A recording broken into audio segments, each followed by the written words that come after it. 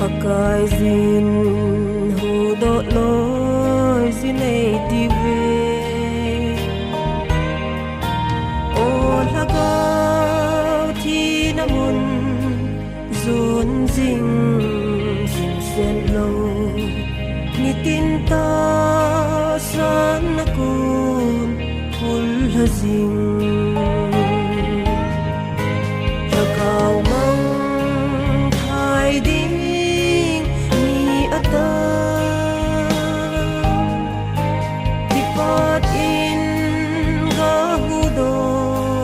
loi zu te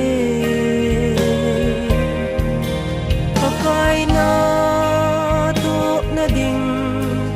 hat som chabong pakai phat hung hung ding a hita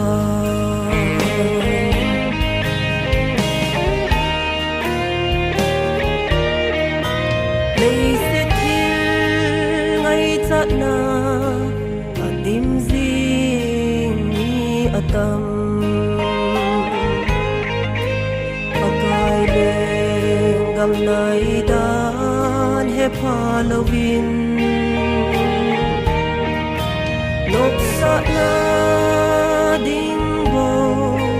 gel zing mi atam at san di mun su ti za da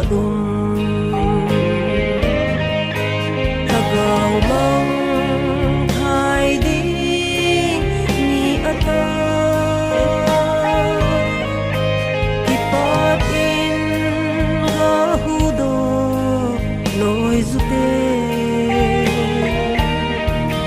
pakai na to na ding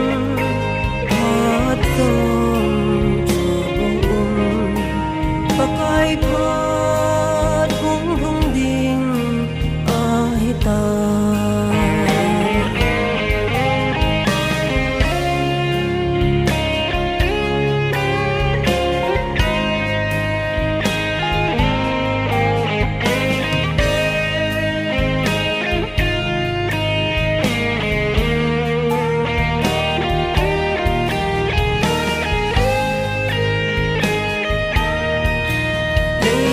đam lai ni khu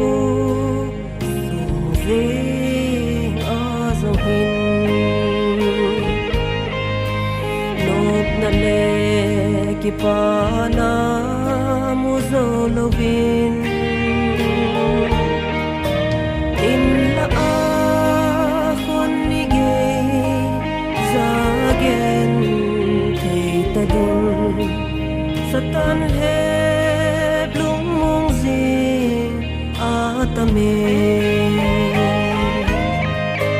tagaw mang thai ding ni ata ipat in